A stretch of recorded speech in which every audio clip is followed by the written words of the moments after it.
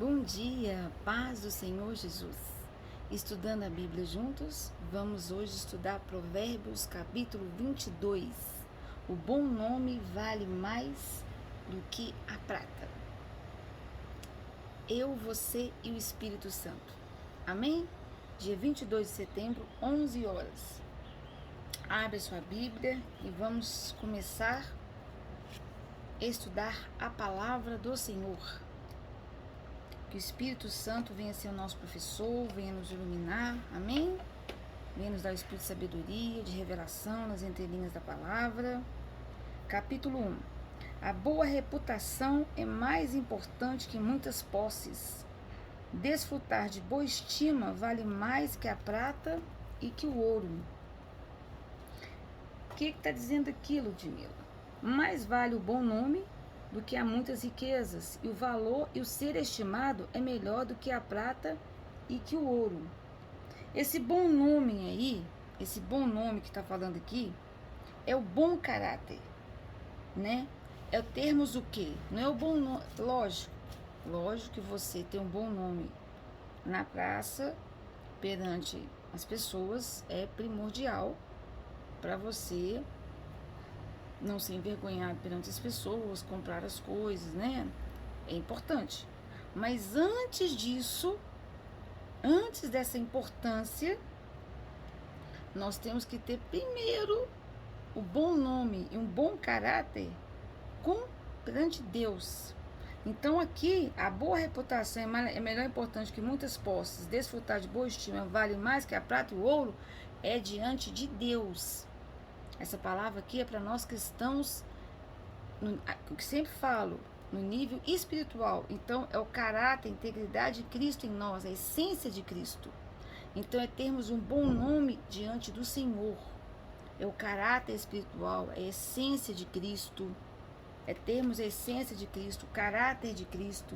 Então, bom nome é ter um bom caráter de Cristo, a boa reputação de Cristo em nós, que nos acompanha no dia a dia.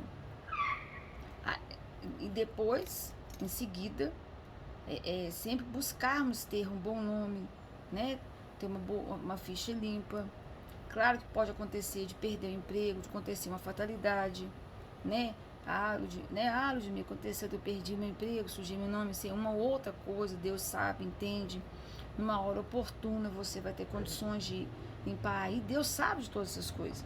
Agora, nesse contexto aqui, está dizendo do seu nome, do seu caráter com Deus. Não está falando do seu nome com relação a SPC e Serasa, não, porque isso aí já é outra situação, né? Aí a pessoa pode estar com o nome sujo, mas não é porque a pessoa é uma pessoa caloteira, é porque a pessoa perdeu o emprego, a empresa dela ou dele quebrou, o patrão mandou embora, ou uma série de situações, né? Uma série de fatalidades que podem ocorrer, que o Senhor sabe. Não é isso que Provérbios está falando. Aqui está falando do bom nome e do caráter de Cristo em nós. Quando nós oramos a armadura de Deus e a gente reveste da armadura de Deus, a gente reveste que é do caráter de Cristo, da essência de Cristo. É disso aqui. Para nós não darmos o que? Brecha para Satanás. Então, quando a pessoa tem uma boa reputação, quando a pessoa ela tem o bom nome, ela tem um caráter de Cristo, uma boa reputação de Cristo nela, Satanás não tem brecha na vida dela. Ok? Tem a ver com o versículo 4. A recompensa, vamos para o versículo 4. A recompensa ao temor do Senhor, que é ter o comportamento, a recompensa do temor do Senhor e ao comportamento humilde, são riqueza, honra e vida. A recompensa ao temor do Senhor. Temor do Senhor, amar a Deus e ter o amor de Deus em você. Então, recompensa de você amar a Deus e ter o amor de Deus em você, e a recompensa de você ter um comportamento humilde, você andar na dependência de Deus, andar na submissão de Deus, Espírito Santo, andar numa submissão entre as pessoas, saber qual que é a chave dos relacionamentos cristãos, é sermos submissos uns aos outros em amor, no amor de Cristo. São riqueza. Riqueza? Aí você rico? Não. riquezas espirituais, as bênçãos espirituais que o Senhor sempre está nos dando. Honra e vida, vida eterna. Amém? Vida eterna. Então o versículo 1 e o versículo 4 estão interligados. Versículo 2. O rico e o pobre têm algo precioso em comum. O Senhor é o Criador tanto de um quanto do outro. Então, o rico e o pobre se encontram. A um e outro faz o Senhor. Então, o rico e o pobre têm uma origem. Uma origem comum. O que está dizendo aqui? Que o rico e o pobre têm uma origem comum. E responsabilidades iguais perante o Senhor. Né? Quando a palavra de Deus fala que o rico e o pobre têm algo precioso em comum, o Senhor é o Criador tanto de um quanto do outro, quer dizer que o rico e o pobre têm uma origem comum. Quem criou? O Senhor é o Criador tanto de um quanto de outro. E responsabilidades iguais perante o Senhor. Iguais. A palavra de Deus é tanto para um quanto para o outro. Jesus Cristo é o Senhor e Salvador de ambos. As responsabilidades são as mesmas. Ele criou um e o outro.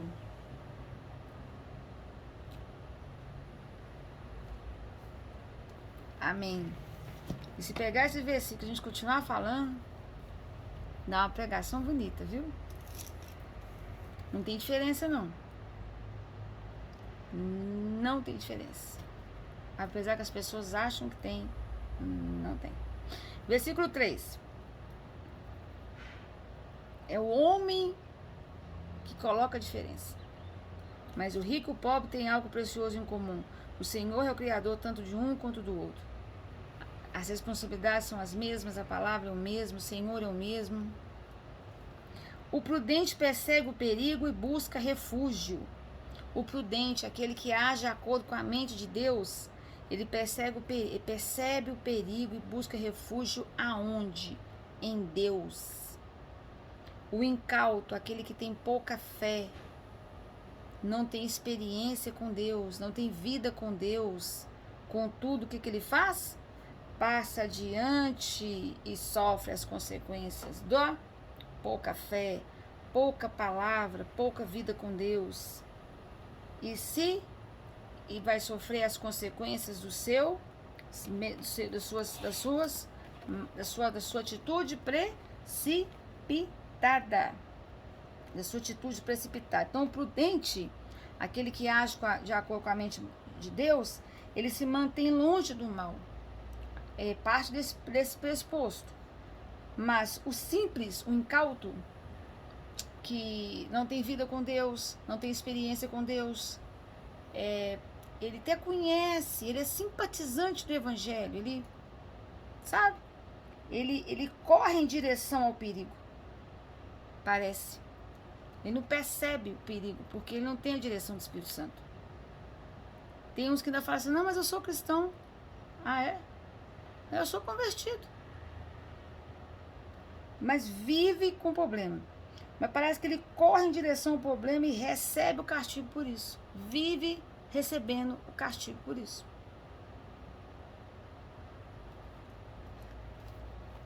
Nessa versão que fala assim, o prudente vê o mal e esconde-se, mas os simples passam diante e sofrem a pena.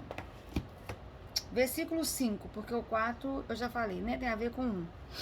Nas trilhas dos perversos existem espinhos e ciladas. Quem deseja proteger a própria vida deve afastar-se deles. Então, nas trilhas dos perversos, daqueles que pervertem a verdade, existem o quê? Espinhos e ciladas, armadilhas de Satanás. Nas trilhas, porque no caminho do reto, né? No caminho do justo de ficar pelo Santo Cordeiro, não é trilha, é reto, é um caminho de retidão, é um caminho plano, é o contrário de trilha. Mas na trilha dos perversos, aquele que perverte a verdade, existem espinhos e ciladas, armadilhas. Quem deseja proteger a vida, porque é vida eterna, a pessoa está no caminho de Cristo e almeja a vida eterna, deve afastar-se deles. Deles quem? Dos perversos.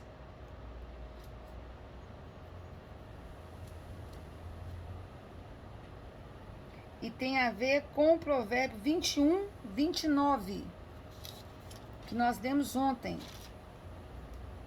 O ímpio finge que é confiante, mas somente o justo permanece firme no caminho. É isso aí, porque nas trilhas dos perversos existem espinhos e ciladas. Quem deseja proteger a própria vida deve afastar-se deles. Agora, somente o justo permanece firme no caminho com C maiúsculo. No caminho o quê? No caminho de Cristo. Provérbio 21, 29. Provérbio 21, versículo 2.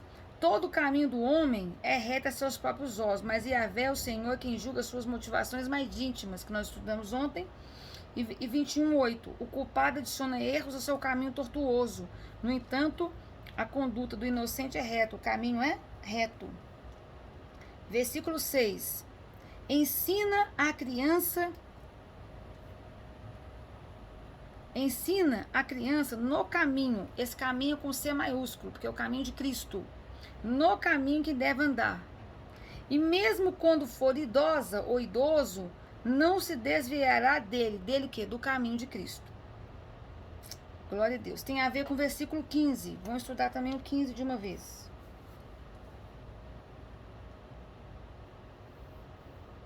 Vamos estudar o versículo 15 de uma vez. Então, o 6 e o 15 aqui de uma vez, tá? O 15 diz assim: a tolice mora naturalmente no coração das crianças, mas a vara, que é a palavra de Deus, né? A vara, a palavra de Deus, dá correção, as livrará dela. Então, a tolice, a estutice, a criança nasce, toda criança nasce, a tolice, a estutice mora naturalmente no coração da criança. Desde a queda do homem, lá em Gênesis, quando o homem pecou, o homem caiu. Antes da salvação, antes de Jesus, o homem caiu no pecado, né? O homem pecou. Então a criança, quando ela nasce, a estutice já nasce com ela. Mas a vara da correção, a Bíblia, a palavra de Deus, a correção, a disciplina, que visa o nosso aperfeiçoamento, as livrará dela. Quer dizer, a palavra da correção livra a tolice, a estutice dela. Amém? Vamos explicar essa palavra. Vamos explicar. Que é...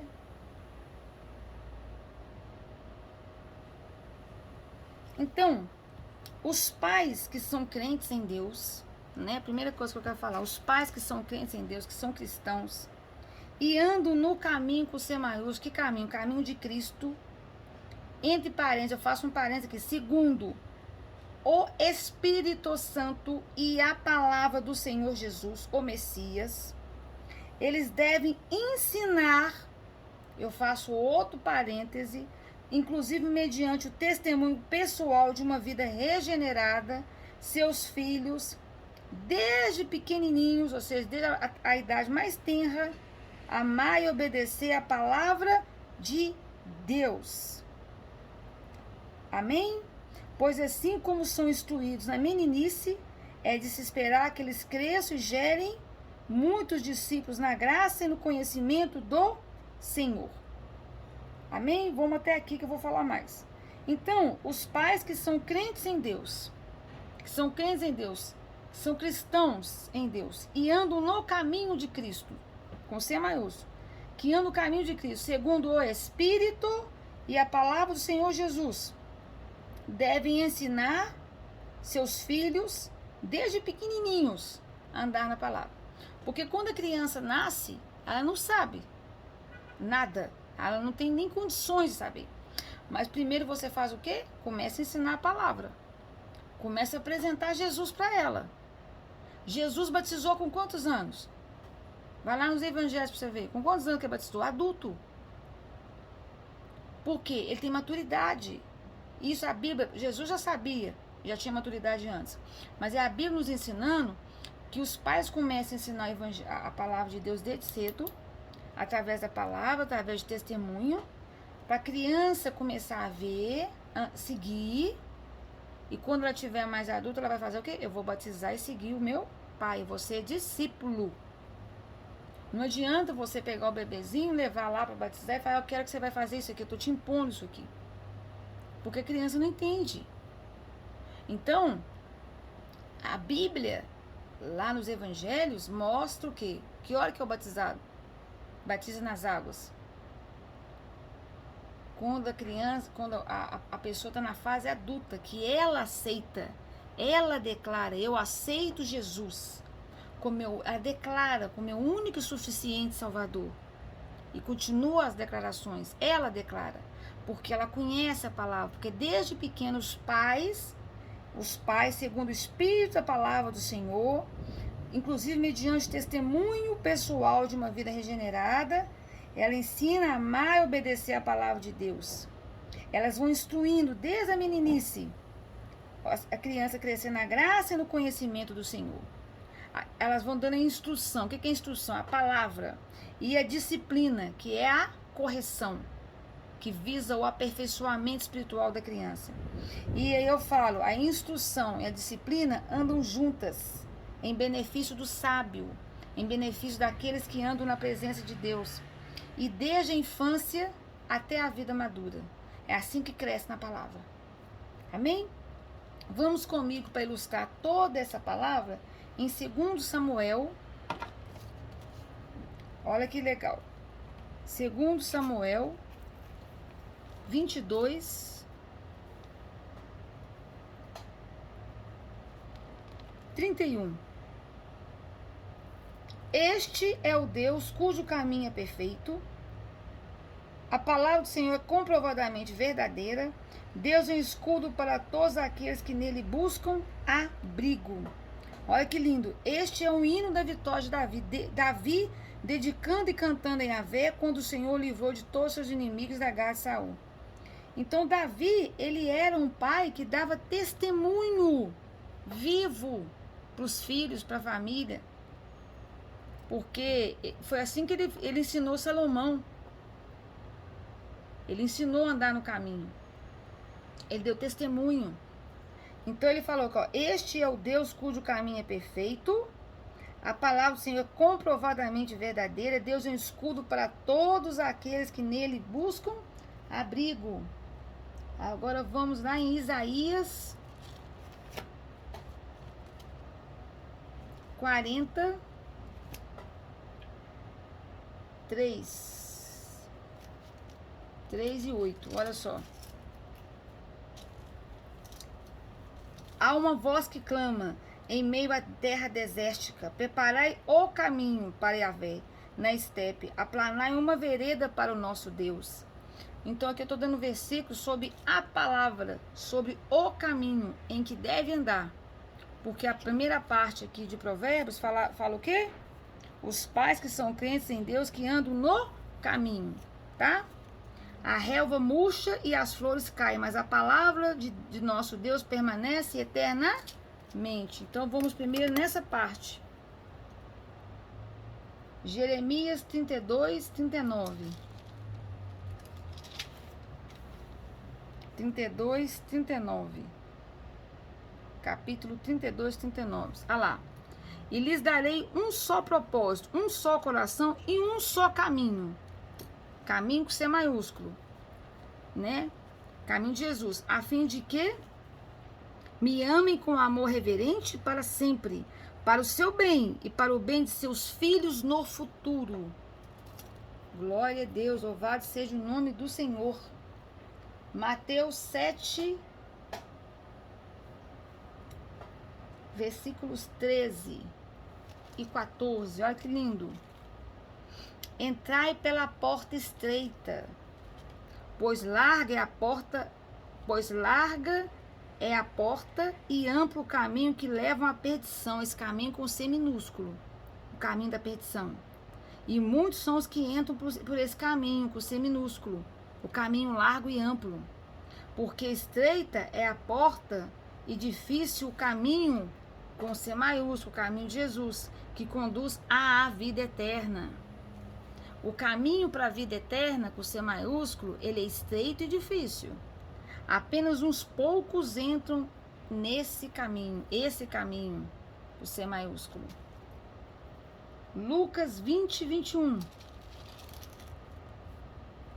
20 e 21. Aqui é sobre ensinar. E por isso os espiões lhe apresentaram a seguinte questão: Mestre, sabemos que falas e ensinas o que é correto e que não julgas pela aparência, mas ministras o caminho de Deus, de acordo com a verdade. E Efésios 6:4, que também vai falar sobre ensinar a criança. E vós, pais, não provoqueis a ira dos vossos filhos, mas educai-os de acordo com a disciplina e conselho do Senhor, com a disciplina, com a correção que visa o aperfeiçoamento do Senhor. E agora, a parte B do ensinamento, Gênesis 18, 19, sobre a instrução da criança, né? 18, 19. 18, capítulo 18, 19. Porquanto eu o escolhi para que instrua, sobre a instrução dos filhos, seus filhos e todos os seus descendentes, acerca de conservarem-se no caminho, o C maiúsculo, do Senhor, praticando o que é justo e direito, a fim de que o Senhor faça vir sobre Abraão tudo quanto lhe tem prometido. Olha só que lindo.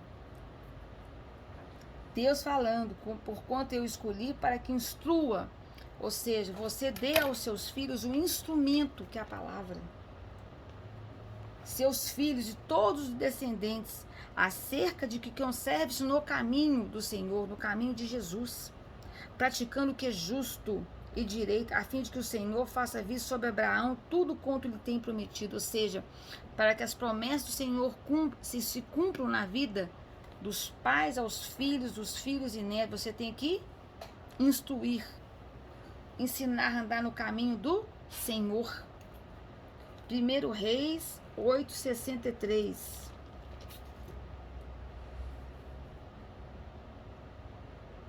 Olha só, que lindo isso aqui. Isso aqui é um testemunho de Salomão. Salomão, é Salomão? Eu creio que é. Salomão acompanhou o testemunho de quem? Do pai. Então ele construiu o templo. O pai instruiu pelo testemunho do pai. Olha lá. Para o sacrifício de paz e comunhão que ofereceu o Senhor, Salomão deu 22.000 bois e 120.000 ovelhas. Desse modo, o rei e todos os elites consagraram o templo a Yahvé. Então, Ludmila, que você está me mostrando aqui, eu estou te mostrando que o testemunho de Davi para Salomão. Então, Davi não construiu o templo para Deus, não deu tempo. Mas quem fez? Não deu tempo, mas Deus também não queria que fizesse. O propósito era Salomão fazer. Salomão fez, e fez um templo excelente. E aí quem fez? Foi Salomão. Foi Salomão que fez. Né? Davi abençoa Salomão, dá todas as recomendações, instruiu Salomão, deu instrumento, deu os ensinamentos para Salomão. E Salomão dedicou ao templo.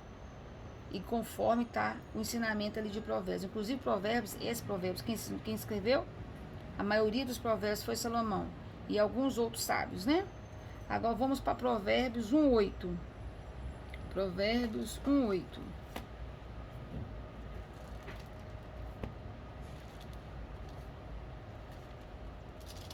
Que diz assim: Filho meu, filha minha, filhos meus, ouve a instrução, o instrumento que eu estou te dando, a palavra, as entrelinhas da palavra de teu pai, o Senhor. Não menospreze o ensino que está dentro da palavra de tua mãe. No caso aqui espiritual, eu coloco Deus mesmo. Eu coloco o Espírito Santo, amém? Provérbio 4:11.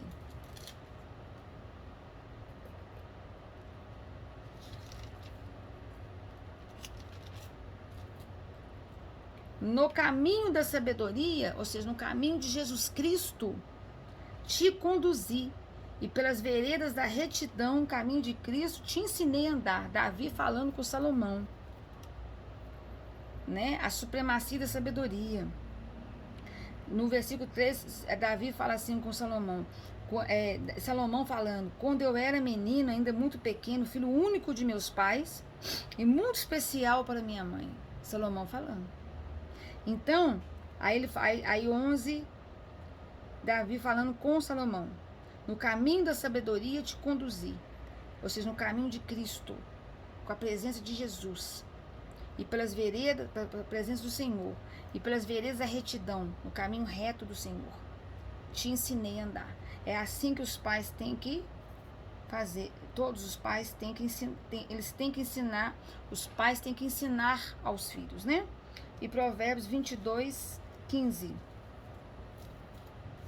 que é o de hoje, né? Que tem a ver com o versículo 6. A tolice mora naturalmente no coração das crianças, mas a vara, a palavra de Deus, é a palavra da correção. A Bíblia, ela é disciplina, é a correção que visa nosso aperfeiçoamento, livra a estultice que mora no coração das crianças. Amém?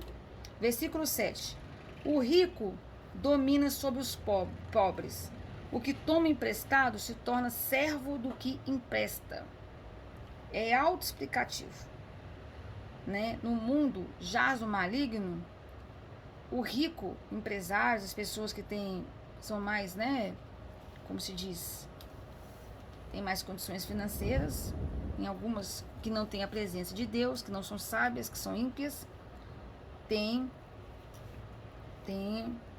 esse maneira de dominar, né? O que toma emprestado se torna servo do que empresta. 8. Quem semeia injustiça colherá desgraça. Quem semeia o contrário da justiça, que é Jesus Cristo, o sacrifício de Jesus, quem semeia o contrário, colherá o quê? Se você semeia a justiça, você colherá a graça de Deus. Se você semear a injustiça, você colherá a falta da graça de Deus, a desgraça. E o castigo da sua soberba será completo. Versículo 8. Aqui na outra versão fala assim: o que semeia injustiça cegará males, e a vara da sua indignação falhará. A vara da indignação, a sua capacidade de exercitar a ira, o ímpio colherá o que semeou e finalmente perecerá. 9. O homem generoso será abençoado, porquanto reparte seu pão com o necessitado. Vamos lá. Então aqui, querido e querida, 9, generoso literalmente é o que tem bons olhos, olha com compaixão e benevolência. Esse é o generoso. Então, como eu falei, generoso, ele vem da expressão hebraica literal, como eu falei, bons olhos, que se refere à pessoa que consegue olhar as qualidades, ela consegue ver talentos, ela consegue ver bens e bênçãos do seu próximo, com alegria sincera. Para onde eu vou agora? Eu vou lá para 1 Coríntios capítulo 13, que eu amo. O 1 Coríntios 13 é aquela oração linda, que eu até já... que é o amor que vem de Deus.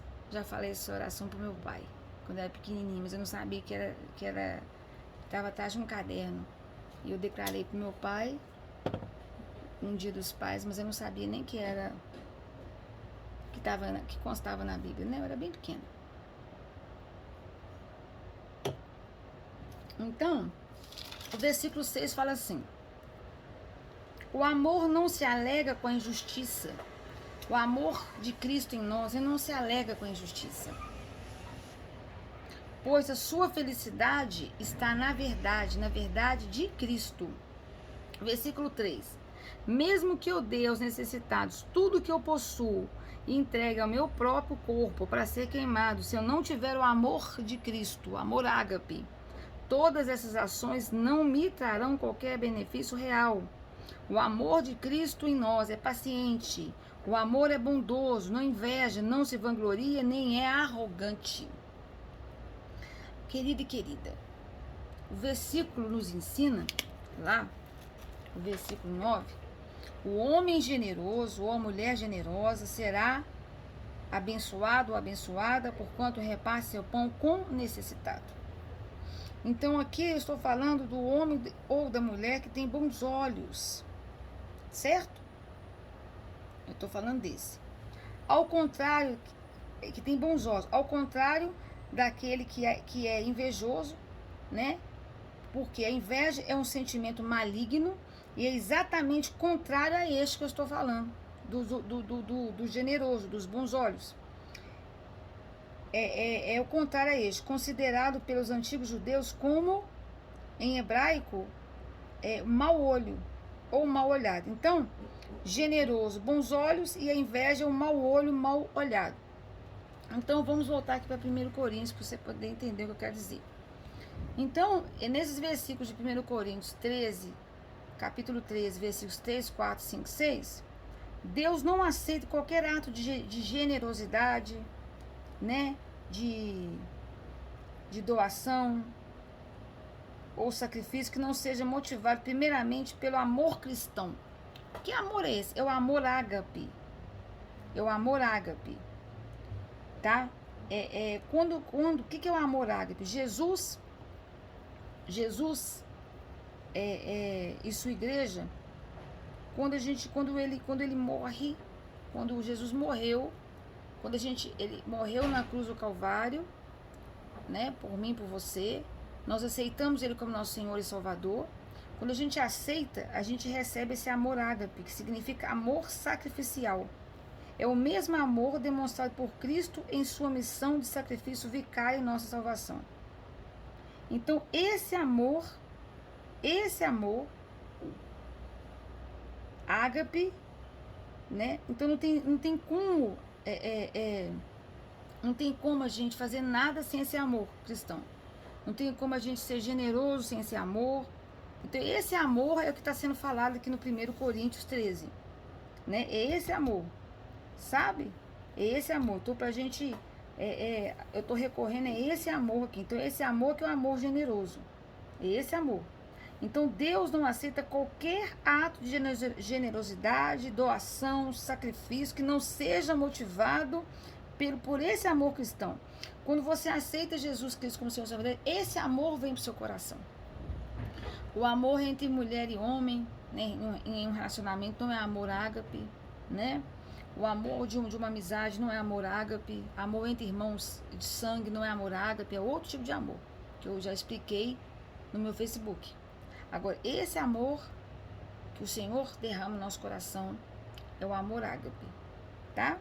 Então, mesmo os atos de martírio, né, quando provocados pelo egoísmo, fanatismo político e religioso, eles serão rejeitados em absoluto por Deus se não for movido pelo amor ágape, tá?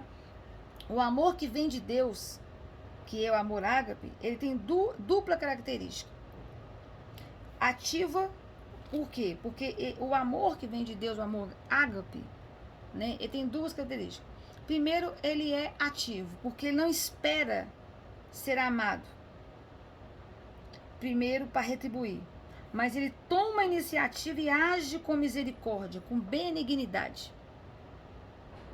E ele também é passivo, ele não se precipita em julgar e condenar, mas espera pacientemente, ele é longânimo pela ação poderosa e perfeita do Senhor. Às vezes até vai, mas fala, não vou não, vou orar mais, vou pensar, sabe, põe a mão e fala, vou esperar na vontade, vou esperar de Deus, vou esperar de Deus, vou esperar de Deus. E assim vai, né? Então, nós precisamos todos os dias nos revestir, nos pedir o Espírito Santo que derrame esse amor ágape. Nós precisamos desse amor ágape. Para ensinar a palavra de Deus, derramar o amor ágape. Sabe? Para pregar a palavra, amor ágape. Para ensinar a palavra, amor ágape. Para evangelizar, amor ágape. Ou seja, para fazer a obra de Deus, amor ágape. Tudo amor ágape. Né? O cristão tem que ter esse amor ágape derramado dentro dele. Agora, vamos ver o contrário do amor ágape. O generoso tem os olhos bons. Ele tem o amor ágape derramado dentro dele.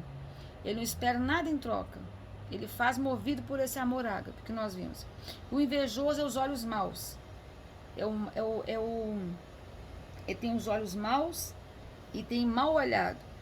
Lá em Provérbios 23, versículo 6, que nós vamos estudar amanhã, fala sobre ele. Não aceites comer na casa do invejoso, tampouco cobiças e iguarias que lá são servidas. Amanhã nós vamos estudar sobre eles. Ou seja, o invejoso, ele tem literalmente, é uma pessoa de olho mau. Como eu falei, é o antônimo do generoso, né? A pessoa mesquinha, invejosa, né? Nós vemos muito das histórias de pessoas invejosas lá nos evangelhos. Agora vamos para o versículo 10. Versículo 10. Lança fora o escarnecedor, e com ele irá contenda, cessarão as demandas e a ignomia. Ou seja, lança fora o homem que anda na carne, o escarnecedor. Ou seja, aquele homem que tem a natureza adâmica, que tira proveito para si mesmo das coisas, lança fora. Porque aí vão cessar o quê? As demandas, as confusões, as intrigas, as vergonhas, sabe? Tudo que Satanás gosta. Matar, roubar, destruir, confusão, briga, discussão, sabe? Manda embora, lança fora. E é minha oração. Em tudo. Que você fica vendo que tá errado, você tem que estar certo, não, pai. Entra aí. Porque às vezes se você entrar, pode ocorrer alguma má interpretação das situações. Então como que você tira aquela situação? Às vezes você precisa de entrar com a oração, né?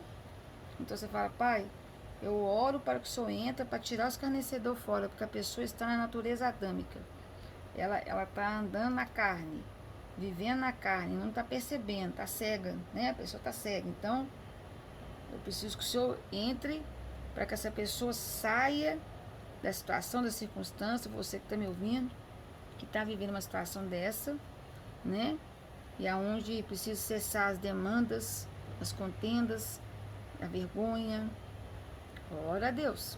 11. O que ama a sinceridade de coração, o justo, o justificado pelo sangue do Cordeiro, ele ama a sinceridade de coração.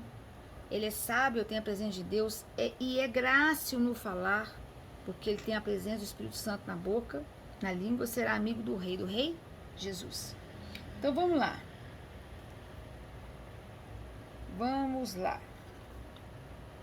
Uma das características dos sábios, daqueles que têm a presença de Deus, não é a exaltação, muito menos qualquer manifestação de descontrole emocional ou ira, mas é a elegância, é a educação, né? É a habilidade em se expressar com calma, com clareza, com argumentos conclusivos, né? Aí eu vou lá com você em Eclesiastes 10, versículo 12, que diz assim: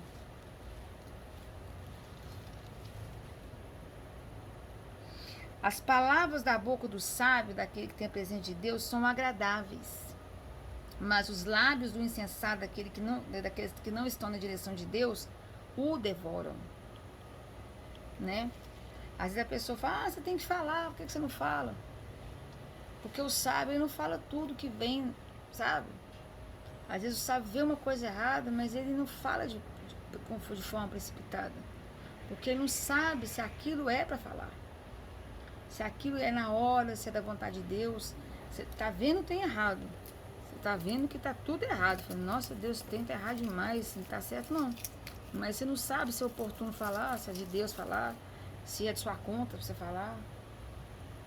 Aí você vê, mas se for um amigo ou uma amiga sua que está fazendo errado, você tem que ver se essa pessoa tem estrutura para ouvir o que você vai falar. Porque se for uma pessoa que está cheia do Espírito Santo, se você for falar, ela vai receber com amor. É o que eu já falei, o sábio recebe com amor, igual Davi falou, que me repreenda o sábio, que eu vou amar muito.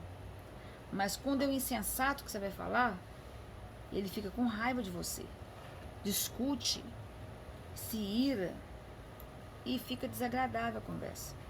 O clima fica ruim. Então é preferível você orar. Aí eu prefiro ver a coisa errada, sair desfininho e orar. É o que acontece aqui. Então, às vezes, você, o que ama sinceridade de coração é graça no falar, será amigo do rei. Então, eu vou no rei falar. No rei lá de cima. Né? Que é o que falou aqui em Eclesiastes. Agora, aí eu continuo aqui. Os puros são aqueles que nunca se sujaram.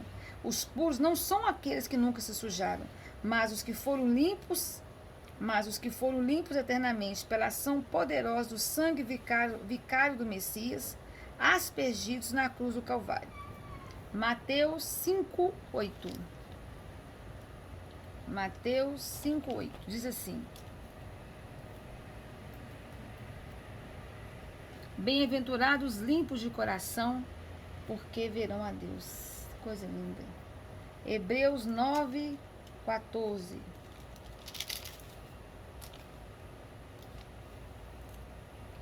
Perfeição do sacrifício de Cristo. Quanto mais o sangue de Cristo, que mediante o Espírito eterno se ofereceu de forma imaculada a Deus, purificará completamente a nossa consciência de comportamentos, olha só, que conduzem à morte para que sirvamos ao Deus vivo. Olha como que é forte essa palavra. Olha só, nós estamos lendo aqui no versículo 11, que o que ama sinceridade de coração, aquele que tem a presença de Jesus aqui, o justo, tá? O justo, justificado pelo sangue do Cordeiro, o sábio que tem a presença de Deus, que anda na presença de Deus. A boca fala que o coração está cheio. O meu coração tem que estar cheio de Jesus, porque eu declaro isso todo dia. Eu fui salva pelo sangue, eu fui salva por Jesus Cristo. E todo dia eu faço, Jesus habita aqui. A minha boca fala que o coração está cheio, meu coração está cheio de Jesus. Então, eu amo a sinceridade de coração, porque a verdade habita aqui, Jesus. Eu tenho que ser graça no falar. Porque minha boca fala que o coração está cheio. Meu coração está cheio de Jesus, então eu vou ser graciosa. Eu tenho que ter o Espírito Santo. Serei amigo do rei Jesus. Vocês vão entender que eu estou querendo chegar. Então, os puros são aqueles que nunca se sujaram. Não são aqueles que nunca se sujaram. Mas os que foram limpos eternamente. Todo dia eu clamo ao Senhor Jesus. Pai, lava-me com teu sangue. Todos os Senhor, santo dia. Pela ação poderosa, o sangue de Cristo. Aspergidos na cruz. E aí, eu venho aqui. E leio aqui Hebreus 9:14, que diz assim: quanto mais o sangue de Cristo, que mediante o Espírito eterno se ofereceu de forma imaculada a Deus, purificará completamente a nossa consciência, glória, de comportamentos que conduzem à morte eterna, para que sirvamos ao Deus vivo. Então nós temos que orar e falar o quê? Pai do céu, Espírito Santo, ajude-me. Você tem que clamar o sangue do Senhor Jesus todos os dias. Mediante o Espírito eterno se ofereceu, purificará completamente a nossa consciência de comportamentos que conduz o quê? A morte eterna, para que sirvamos ao Deus vivo. Então, este versículo é a chave do livro de Hebreus. Né? Que nem é livro, é carta. Eu tenho a mania de falar livro, que não é livro, é carta. Não é livro, Ludmila, é carta.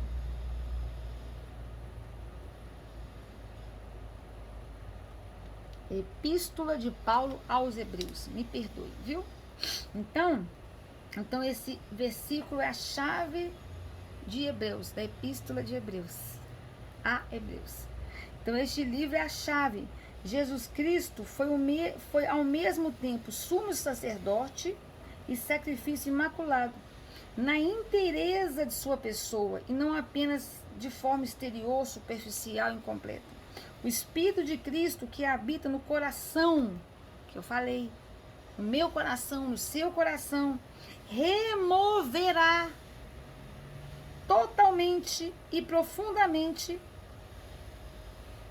removerá, vou consertar, senão não vai ficar bonita a frase, totalmente e de forma profunda e mortal, a marca do pecado gravada no âmago do nosso ser. Todo dia eu clamo, Pai, lava-me com teu sangue. Ele já lavou quando eu aceitei Jesus, mas todos os dias você erra. Eu erro. Às vezes você comete erros que você não sabe. Você tem que orar e falar assim, fazer uma reflexão todos os dias. Igual eu já comentei, meu marido senta para orar todos os dias para ver o pôr do sol e agradecer e fazer uma reflexão do dia dele.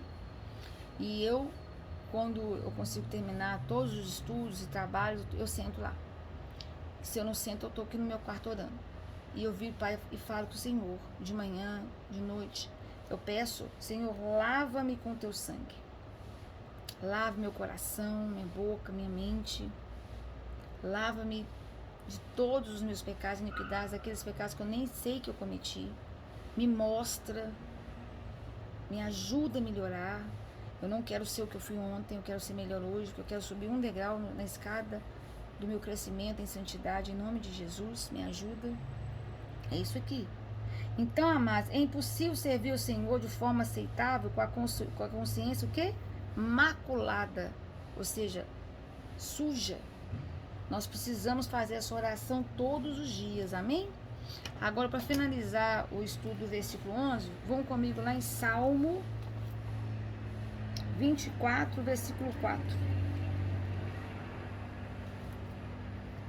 Aquele que tem as mãos limpas e o coração puro e não se entrega à mentira nem age com falsidade, porque o versículo anterior fala assim: quem pode subir ao monte do Senhor? Quem pode ficar de pé ao seu santo lugar? Aquele que tem as mãos limpas e o coração puro e não se entrega à mentira nem age com falsidade. Amém. E graças a Deus. Graças a Deus. 12. Aleluia. Vamos lá, amados. Os olhos do Senhor protegem o verdadeiro conhecimento, mas ele confunde os discursos dos traidores. Então,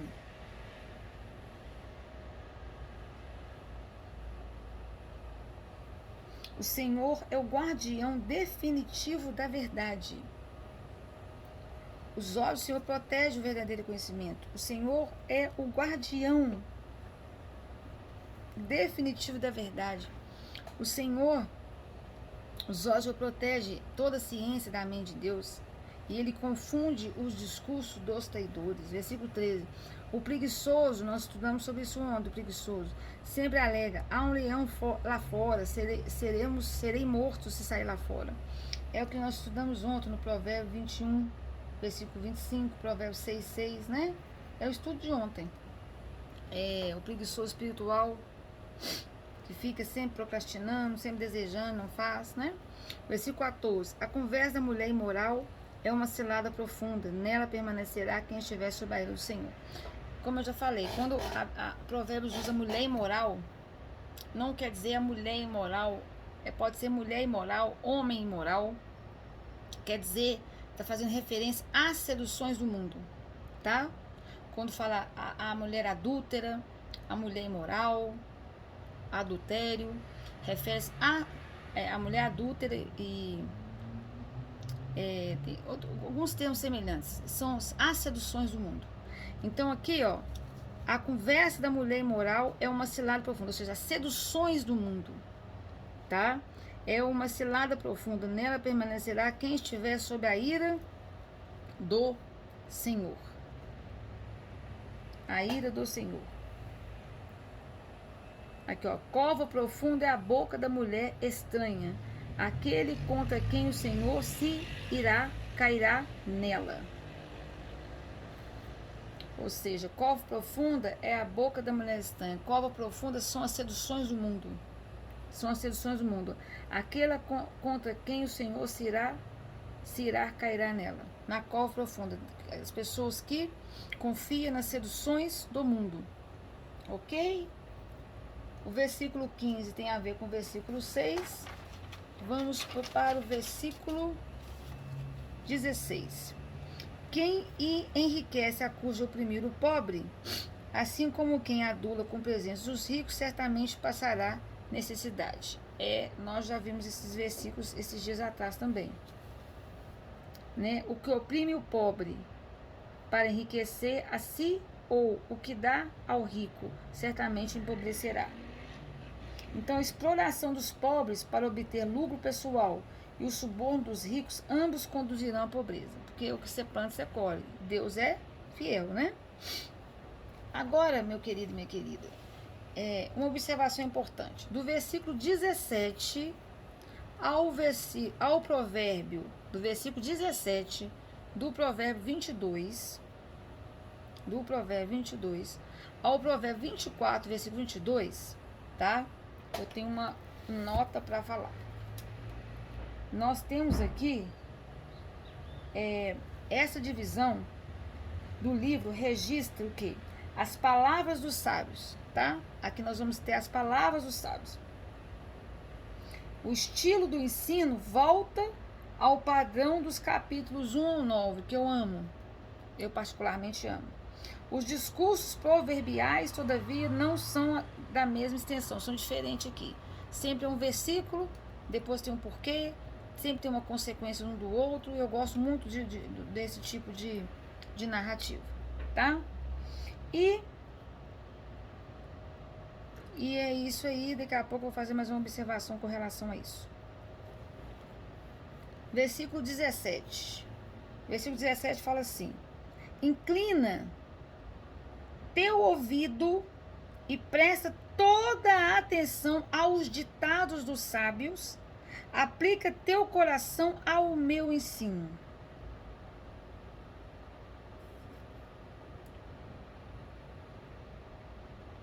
Né? Porque do 17 em diante vão começar os 30 ditados dos sábios, que daqui a pouco eu vou falar. E o versículo 17 diz: inclina teu ouvido, filho meu, né, filha minha, presta toda a tua atenção aos ditados dos sábios, ou seja, aqueles que andam na presença de Deus, né, que tem conhecimento em toda a ciência da mente de Deus, e aplica teu coração ao meu ensino que está dentro da palavra. Por quê? Ao 18 fala por quê. Mas antes de falar por quê, deixa eu vir aqui. Então, o que está falando aqui no 17? Antes de eu falar o porquê. Está falando que o mestre sábio, o mestre que tem a presença de Deus, está convidando o discípulo a ouvir as palavras dos sábios, as palavras daqueles que têm a presença de Deus. E aqui no 18, né, do versículo 18 ao versículo 21, tá? Essas vão ser as vantagens de ouvir-se a instrução do sábio. Então, dos versículos 18 ao versículo 21, são as vantagens, né? Aí eu escrevi assim: estas são as vantagens de ouvir-se a instrução dos sábios. Então, o 18 é consequência, continuação do 17. Por quê? Por que eu tenho que inclinar os meus ouvidos e prestar toda atenção aos ditados dos sábios, daquele que tem a presença de Deus? Aplicar o meu coração, o que está dentro da palavra, o ensino dele. Porquanto eu terei grande satisfação em guardá-los em meu íntimo. 19. Para que a minha confiança seja depositada toda no Senhor. O sábio fala: vou instruir-te hoje também. Esse hoje quer dizer que a palavra de Deus é para o hoje, para o agora. Não é para o amanhã, é para o agora. Tá entendendo? 20. Aí ele fala: porventura, não te escrevi 30 ditados, que ele vai escrever agora, com orientações e conselhos excelentes? Aí eu vou parar aqui para explicar um pouquinho para você. Para vocês. Para você estar aqui pertinho comigo. Pertinho. Então, aqui, quando ele fala sobre coisas excelentes, né? Quando ele fala assim, coisas excelentes, o que ele está dizendo? Ele está dizendo que aqui nesses coisas excelentes, do provérbio, do capítulo 22 ao versículo 22, até o provérbio 24, versículo 22, tá? Aqui pode ser dividido em 30 tópicos específicos sobre atitudes sábias fundamentais, tá? Alguns arqueólogos, alguns biblistas acreditam que esse conjunto de princípios seja uma resposta a um diálogo com antigos livros, com o antigo livro egípcio, chamava Sabedoria de Amenempe. É um sábio gentil muito conhecido entre os intelectuais judeus da época de Salomão. E era comum os judeus admirarem a sabedoria de outros povos e promoverem reuniões de intercâmbio cultural, embora, evidentemente, não pudessem apoiar, deixa claro aqui, a religiosidade nem os profetas pagãos. Exemplo, Salomão e Daniel foram considerados muito mais excelentes do que todos os sábios de Israel e dos países vizinhos. Então, aqui no versículo 20, a gente faz esse comentário. Aí eu vou com vocês para dar exemplo, lá em 1 Reis, esse versículo 20 aqui, nós temos que falar sobre isso, sobre Daniel e Salomão. 1 Reis, como que a sabedoria, mas foi Deus que deu sabedoria para Salomão, né? Daniel também, né? 1 Reis 4, do versículo 30 ao 34. Salomão e o projeto do templo. 4. Olha lá, o famoso saber de Salomão. Capítulo 4, do versículos 30 ao 34. A sabedoria divina, outorgada, né, dada a Salomão, era maior do que a de todos os homens do Oriente e maior do que toda a sabedoria do Egito. Salomão era mais sábio do que qualquer ser humano, mais do que o Etam, mais sábio que Emã. Sua fama espalhou-se por todas as nações em redor. Ele criou 3.000 provérbios e compôs 1.005 cânticos. Dissertou a respeito de plantas e foi falando. Sábios de todos os povos vinham ouvir a sabedoria de Salomão. Eram missionários enviados por todos os reis da terra, que haviam sido informados sobre o saber deste rei. Agora vem comigo, 1 Reis 10, versículo 1 ao 13, que eu vou resumir, né, para não ficar muito extenso. É sobre a visita da rainha de Sabá, tá? Eu não vou ler sobre os versículos todos, não. Eu vou fazer um resuminho que eu escrevi aqui no papelzinho, tá? A rainha de Sabá, meu querido e minha querida, eu perdi minha régua, mas eu pego aqui um papelzinho. A rainha de Sabá, ela reconheceu que a sabedoria, né, e todo o poder de Salomão era dons de Deus. Contudo, ela apenas percebe a ação divina através de sua cultura pagã e politeísta, né? Algo muito parecido com o universalismo pós-moderno vivido hoje em dia. Não há nenhuma indicação objetiva de que a rainha de Sabá tenha se convertido a Yahvé, o Deus de Salomão, abandonando todos os seus deuses e ídolos. Não tem. Normalmente, pessoas poderosas e muito ricas querem sempre mais um Deus e não o único Deus Yahvé. É algo natural ao ser humano, avarento. Contudo, Jesus Cristo afirmou que a rainha de Sabá havia viajado de muito longe só para conhecer as palavras de um homem de Deus, em contraste com a atitude dos mestres de Israel e seus doutores em teologia, que estavam diante de Deus, mas não conseguiam reconhecê-lo, nem pelos milagres e sinais, tampouco pelas palavras de poder de Jesus, o Messias, conforme lá no livro de Mateus, capítulo 12, 42 e Lucas 11, 31. Então, a visita da rainha de Sabá, se depois vocês quiserem ler, está no capítulo de 1 Reis 10, versículos 1 ao 13, amém? Agora vamos ver um pouquinho de Daniel, que foi um outro sábio, muito, que inclusive quando eu fui fazer esse estudo ontem à noite, eu acho tão lindo, gente, Daniel, que eu empolguei e continuei. Povo, gente, volta, Ludmila, volta pro estudo de provérbios. Daniel, olha que lindo. 11, versículo 11 e 12. 5, 11 e 12. Eis que há no teu reino um homem que tem o espírito dos santos deuses. Na época do teu pai, o rei Nabucodonosor, todos os consideravam um homem iluminado, dono de rara inteligência, prudência e uma sabedoria como a sabedoria dos deuses. Nabucodonosor, teu pai, quando exerceu o seu reinado, constituiu o chefe dos magos, dos adivinhos, dos encantadores, dos astrólogos, de todos os místicos.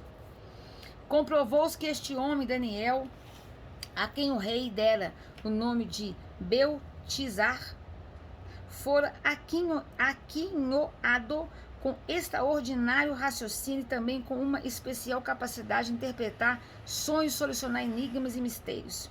Ordena, pois, que Daniel seja chamado, e ele com certeza te revelará o segredo e o sentido dessa escrita na parede. E aí continua a história, né? Tremendo, tremendo, tremendo. Glória a Deus. Vamos para o versículo 21. Se continuar, eu continuo lendo Daniel. Versículo 21. Com o objetivo de quê, gente? Quando ele fala, porventura não te escrevi 30 ditados com orientações e conselhos excelentes? Com que objetivo que eu fiz isso? Com o objetivo de te ensinar princípios dignos de confiança, para poderes responder com verdade ao que te enviar? Aí que vem a fala, ao que te enviar? Uma pergunta.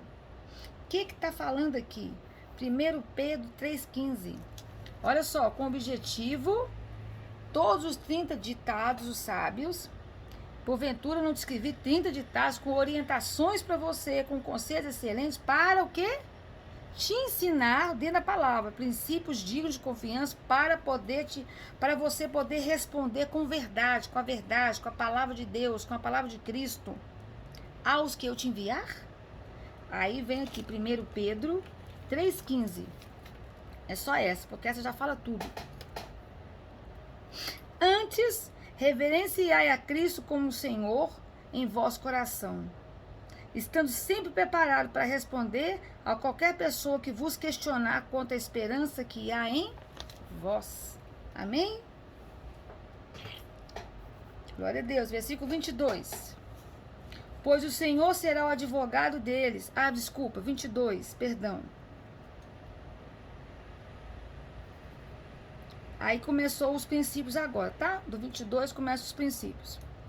Não explores o pobre por ser fraco, nem oprime os necessitados no tribunal. Por quê? Pois o Senhor será o advogado deles e despojará a vida daqueles que os desfraudarem.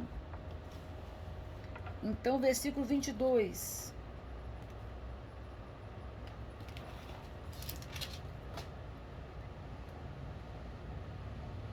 Então, do versículo 22 agora, os mestres sabem numerar uma série de preceitos. Então, tá. Aí, agora, do versículo 22, nós começamos agora, né? Que eu falei que é o primeiro princípio. Até o provérbio 23, 14, os mestres sábios, o mestre sábio, aquele que tem a presença de Deus, enumera uma série de preceitos, ou seja, mandamentos e advertências. Essa é a primeira, tá bom? Ok. Então, versículo 22, porque é o advogado, versículo 23. Pois o Senhor será o advogado deles e despojará a vida daqueles que o desfraudarem. É isso aí. O que é que nós estamos falando aqui? Êxodo 22, versículo 22 a 24. O Senhor vai ser advogado deles. O Senhor é advogado, e é mesmo, olha. Não prejudicareis as viúvas nem os órfãos, porquanto se assim procederdes, e eles clamarem a mim, eu certamente atenderei ao seu clamor. Minha ira se acenderá e vos farei perecer por espada. Vossas mulheres se tornarão viúvas, vossos filhos órfãos. Salmo, eu serei o advogado deles.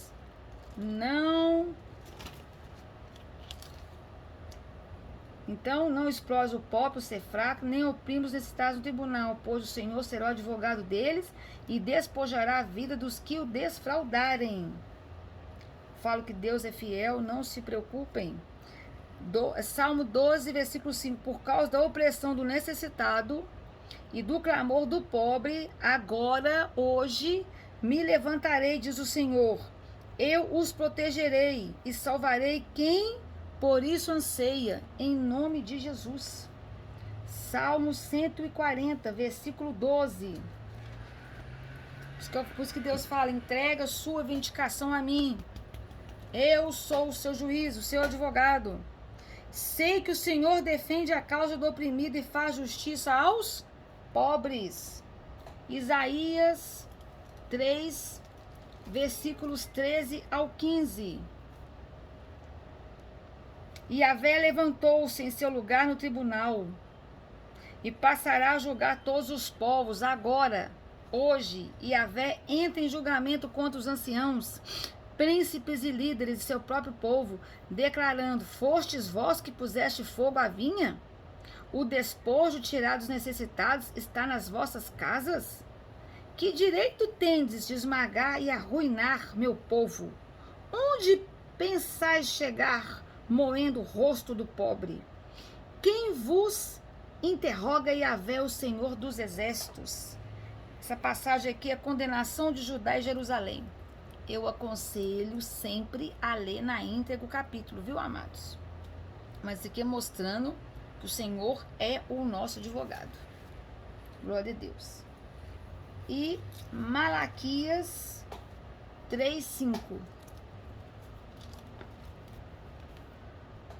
Eis que virei a vós outros trazendo juízo. Muito em breve haverei de testemunhar contra os feiticeiros, contra os adúlteros, contra os que mentem e juram falsamente, e contra todos quantos exploram os trabalhadores em seus salários, que oprimem os órfãos e as viúvas e privam os estrangeiros dos seus direitos, demonstrando total falta de temor e respeito à minha pessoa, proclama o Senhor dos exércitos. E para finalizar, Provérbio 23, versículo 10 e 11. Não mude os antigos marcos divisórios da propriedade, nem invadas as terras dos órfãos, porque o Redentor dos direitos dos órfãos é poderoso e se colocará contra ti por causa deles. Glória a Deus, louvado seja o nome do Senhor. Versículo 24, segundo princípio, segundo preceito e advertência. Não te associes com quem vive de mau humor. Isso é muito sério. Não te associe, não faça amizade, não fique com intimidade, não. Nem camise em companhia de pessoa iracunda, pessoa que se ira muito rapidamente, pessoa que tudo se irrita, murmura, sabe? Pessoa que fica com raiva muito rápido. Já falei sobre isso essa semana, que se ira. Então, não te associes com quem vive de mau humor, nem caminhes em companhia da pessoa iracunda, aquela pessoa que se ira rapidamente. E tem algumas versões que falam que é a pessoa que murmura rapidamente. Não te associes com iracundo, nem andes com homem colérico. É a pessoa raivosa, sabe? Para que não te acostumes com seus modos e não acabes caindo em uma cilada mortal. Então, o 24 fala: não te associes com quem vive de mau humor, nem caminhes em companhia da pessoa raivosa, colérica, irada, iracunda, colérica, isso. Por quê? Para que não te acostumes com seus modos e não acabes caindo numa cilada mortal. Uma cilada mortal. Vamos lá. É isso aí.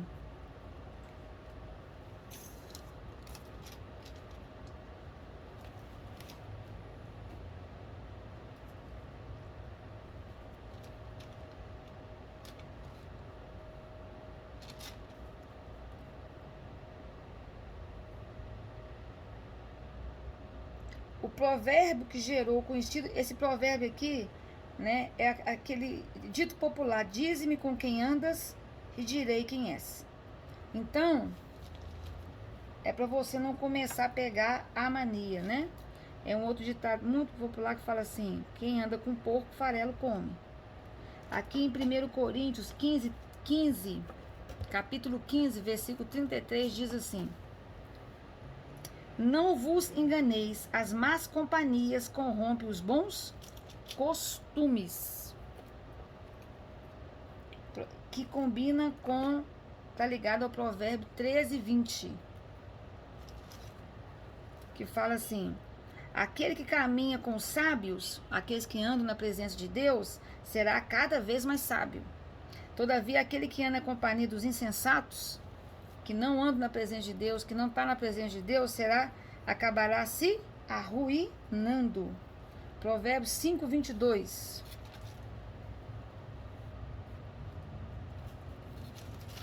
5:22. Quando caminhares, eles te guiarão.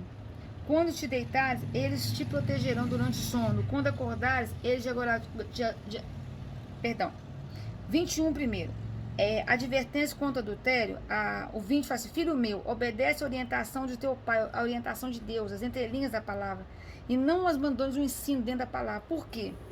A palavra manda você atar no seu pescoço, no seu coração, envolver no seu pescoço. Quando você deitar, o ensino e as orientações da palavra dialogarão com você. Quando você caminhar, eles guiarão. Quando você deitar, eles te protegerão. Durante o seu sono, né? Eles vão te proteger. Quando você acordar, eles dialogarão com você. Amém? Provérbio 12:13. O perverso cai em contradição e se enreda em seu próprio falar. Malicioso, mas o justo não se preocupa por falar francamente. Ou seja, se você anda com uma pessoa sábia, você vai ser sábio. Se você anda com uma pessoa perversa, injusta, insensata, você vai acabar pegando os modos dela. 13:14. A instrução dos sábios, que é a palavra, um instrumento para agir, né? Daquele que anda na presença de Deus, é fonte de vida. E tem o poder, a palavra, o instrumento, as inteligências, tem o poder de distanciar o ser humano das ciladas da morte. E o contrário é na vida dos tolos e dos insensatos. E para finalizar, Provérbios 29, versículo 6. Os ímpios são capturados nas artimanhas dos seus próprios pecados, mas os justos, justificados pelo sangue do Cordeiro, andam livres e felizes. Glória a Deus. Louvado seja o nome do Senhor. Versículo 26. Não imites a pessoa que com simples aperto de mãos empenha-se com outros e se torna fiador de dívidas. Por quê? Se tu não tens com que pagar, por que correr o risco de perder até a cama que dormes? Isso aí é sobre ser fiador, que nós já falamos sobre isso em uns dos estudos, né? E aqui fala assim, no meu outro estudo: os que se comprometem, batem as palmas, confirmam um negócio, fiadores, os responsáveis por uma dívida que não foi paga pelo endividado. Ou seja, e depois tem problema, né? O Senhor aqui em Provérbios, ele adverte sobre ser fiador e condena, né? Para essa prática. 28. Vamos para o 28. Não desloques os marcos antigos que limitam as propriedades e que foram colocados ali para os seus antecedentes. Nós já falamos sobre isso hoje e outros dias também, né? Não faça isso, porque o Senhor não agrada. Já observaste uma pessoa zelosa em seu trabalho? Pois será promovida ao serviço real. Deus promoverá ela. Não trabalhar para gente obscura. Glória a Deus. Deus gosta de pessoas zelosas em seu trabalho, pessoa honesta em seu trabalho. Pessoa que é honesta em seu trabalho. A pessoa acha que não tem ninguém vendo, mas Deus está vendo. Nós temos que trabalhar para as pessoas, meu amado e minha amada, como se fosse para Deus. A pessoa não tem que trabalhar para o homem ver, né? A pessoa tem que trabalhar para Deus. A gente tem que servir o nosso patrão ou nossa patroa, ou empresário ou empresária, que é patrão e patroa. A palavra diz como se fosse para o Senhor. A gente tem que ter isso aqui. A gente tem que servir como se fosse a Cristo, com todo amor e todo carinho. Amém? Então, a pessoa zelosa, que faz com amor, ela será promovida ao serviço real. Onde eu estava conversando com uma amiga, fazendo uma comida, e eu oro na hora que eu vou fazer comida. Sempre orei. Porque eu falei com ela, quando eu oro, a comida sai gostosa. Sai uma delícia. Porque não é eu fazendo. Eu peço ao Senhor para colocar as virtudes dele ali. Porque eu estou fazendo para Deus. Primeiro. E eu consagro aquela comida ao Senhor. Então, tudo que nós vamos fazer, nós temos que consagrar ao Senhor. Sabe? Eu aprendi isso e nunca mais eu parei de fazer. Então, eu estou fazendo esse estudo, primeiro para o Senhor. Depois para você.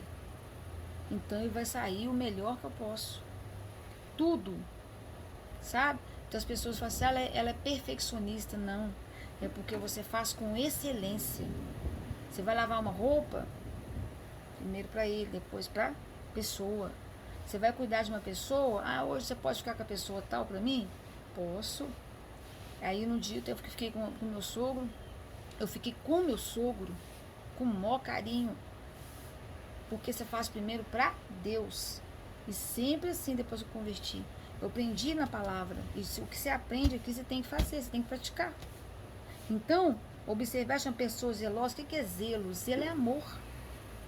Se você não fizer com amor, a pessoa às vezes pensa assim, nossa, meu dinheiro que eu trabalho não está rendendo. Por que não está rendendo? Você está fazendo o seu trabalho com zelo? É a primeira pergunta que você tem que fazer. Pergunta para Deus, pai, eu estou fazendo? Onde eu estou errando? Onde eu estou errando? Eu estou fazendo com zelo? Porque às vezes a pessoa pensa assim, eu posso fazer, sabe? Deus não agrada do relaxado, da falta de zelo. Deus não agrada. Deus não agrada. Nada relaxado, sabe aquela coisa nas coxas? Agrada a Deus. Não agrada a Deus. Ore e pergunta ao Senhor. Porque o zeloso, ele será promovido ao serviço real. Ele é promovido. Ele é promovido. Não trabalhará para gente obscura. Vamos lá. Então, exemplo, né? Os mestres, artífices, técnicos eram considerados sábios, pessoas que tinham a presença de Deus, né? Que eu vou dar vários exemplos aqui. Então, todo profissional que se dedica ao seu trabalho com amor e louvor a Deus será guindado a posições mais destacadas e eventualmente a liderança geral. Às vezes não naquele lugar, mas Deus abre uma porta. Deus abre uma porta, Deus abre uma oportunidade muito melhor, porque a pessoa é zelosa. Eu não cresço, as coisas não melhoram, você está sendo zelosa, você está sendo zeloso? Amém. As escrituras revelam os exemplos de José. José foi um administrador geral do Egito, mas onde ele começou? Num buraco que os irmãos venderam ele. E ele foi o quê? Zeloso em tudo que ele fez. Em tudo louvando a Deus. Dedicado, pastor, legislador e líder. De Davi, grande poeta, músico e governador. E de Urão, especialista em arte no bronze. Todos aqui exemplos para nós finalizarmos Provérbios com chave de ouro. Então, minha oração é: você que está sendo promovido, glória a Deus. Você que está sendo zeloso, continua assim no seu trabalho. Você está agradando a Deus. Agora, você que está se perguntando, por quê? Ore ao Senhor. Ore para que o Espírito Santo venha te fazer uma pessoa zelosa, ou zeloso, para que Deus venha te mostrar onde você está errando, por que você está errando. Amém? Pois o zeloso será promovido ao serviço real e não trabalhará para gente obscura. Provérbio 8:30 diz assim, 8:30. E não é eu que estou dizendo, é a palavra. É a palavra. Todas as minhas palavras são justas, nenhuma delas é adulterada ou perversa. E depois eu vou para Êxodo. Êxodo 35.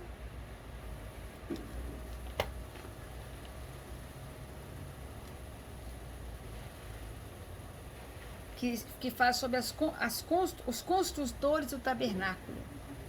Anunciou, pois, Moisés os filhos de Israel. Vede, Yahvé escolheu, convocou os filhos de Uri, o filho de Uri, da tribo de Judá, e o encheu do Espírito de Deus, capacitando-o plenamente com talento e habilidade artística, para projetar, desenhar, executar trabalhos em ouro, prata e bronze, porque o Senhor nos capacita, é Ele que nos capacita. Para cortar, lapidar, e o Senhor concedeu tanto a ele como a Oliabe, da tribo de Dan, a habilidade de ensinar os outros. Encheu-lhes, portanto, o coração de sabedoria para realizar todo tipo de obra, como artesãos, projetistas, bordadores de linho fino, como fios de lã, e assim por diante. Gênesis 41, 46.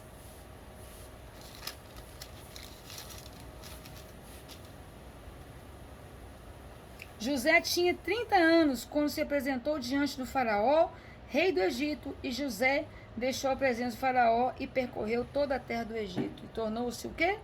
Governador do Egito. Governador do Egito. Deus me fez próspero na terra dos meus sofrimentos. Olha que coisa linda. Deus me fez esquecer dos meus dias difíceis e toda a família de meu pai. De toda a família de meu pai. Deus me fez próspero. Então ele deu os nomes para os filhos, assim, Manassés, porque Deus me fez esquecer de meus dias difíceis e de toda a família de meu pai. Foram os irmãos que fizeram ele sofrer. E Efraim, Deus me fez próspero na terra dos meus sofrimentos. Coisa linda. Vamos lá. Êxodo. Ah, tá. Aí o capítulo de Êxodo 3 e 4, eu não vou ler que é muito grande, mas fala sobre também esse zelo. Quando Deus nos dá, ele abre uma porta, amado, para você entrar e trabalhar. Ele abre a porta. É Deus que abre. E no caso aqui de Êxodo, que eu até me identifico muito, é a obra, a missão de Moisés, os dons de operar maravilhas. Foi quando Deus deu a obra para Moisés, para libertar o povo do Egito e tudo, e Moisés come aquilo, tudo. E Deus foi ali ensinando Moisés, tá? E aí vocês podem ler o capítulo 3 e 4, que é lindo, tá? A primeira o 3 é a missão de Moisés e o 4 é os dons de operar maravilhas. E 1 Samuel 16, versículo 21 ao 23, é o último que eu vou ler para vocês, para ilustrar o versículo 29, para finalizar Provérbios. 1 Samuel 16. Davi chegou à presença de Saul e se pôs ao seu serviço com amor, olha só, com zelo. Aonde que Davi chegou? Ao rei, foi rei. E Deus agradava da humildade de Davi. Saul sentiu-se grande afeição por ele. Davi se tornou seu escudeiro. Saul mandou informar Jessé, pai de Davi. Davi ficará a meu serviço pessoal porque conquistou a minha admiração. Assim, todas as vezes que o espírito mandado por Deus tomava conta de Saul, imediatamente Davi apanhava sua harpa e dedilhava. Então Saul conseguia se acalmar, sentia grande alívio e bem-estar, por conta aquele espírito maligno se afastava dele, deixando-o em paz. Coisa linda. Deus, obrigado por essa palavra maravilhosa. Obrigada por aprendermos mais do teu conhecimento, da ciência, da mente do Senhor.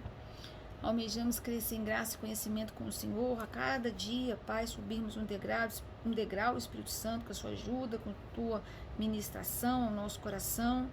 Dai-nos cada dia mais da tua mente, Pai. Ensina-nos a ter uma mente prudente, a agirmos de acordo com a tua mente, a sermos sábios, ter a tua presença, em nome de Jesus. E termos as tuas virtudes, Espírito Santo. Nos ensina a ser pessoas zelosas em tudo, em todo o trabalho que o Senhor nos designar, para que nós sejamos promovidos ao teu serviço real. Aleluia. E nos livre de pessoas obscuras, Pai. E nos dê um bom nome a cada dia, um nome íntegro de Cristo em nós, a essência de Cristo em nós, o caráter de Cristo em nós, Pai querido e amado. Nós almejamos ter o caráter de Cristo, a integridade, a essência do Senhor Jesus em nós, para a honra e glória do teu nome, Pai, em nome do Senhor Jesus. Beijo grande, Deus abençoe a todos. Eu agradeço a companhia, estudando a Bíblia juntos, Provérbios 22. Até amanhã. Fiquem com Deus. Uma excelente tarde.